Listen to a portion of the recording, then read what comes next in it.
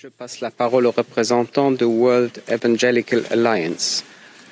Merci, Monsieur le Vice-président.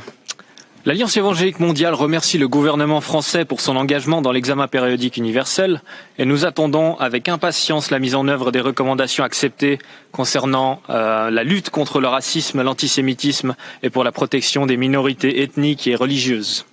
Nous aimerions toutefois souligner que la loi du 24 août 2021 confortant le respect des principes de la République a substantiellement modifié le régime des cultes en France avec un passage vers une laïcité de surveillance des cultes qui pourrait atteindre à la liberté de religion.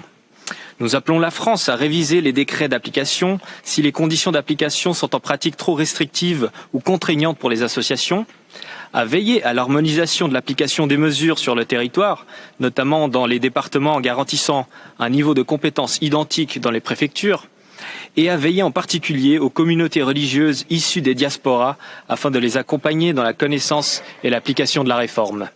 De plus, nous invitons la France à ajouter la lutte contre la haine anti-religieuse à la mission de la délégation interministérielle à la lutte contre le racisme, l'antisémitisme et la haine anti-LGBT pour couvrir aussi les infractions et discriminations envers des personnes ou des groupes sur le fondement de leur appartenance à une religion.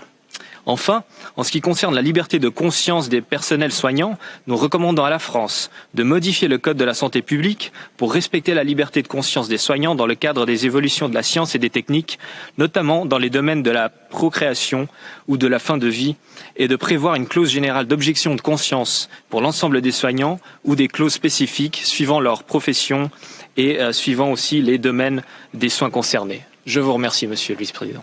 Merci. Je passe.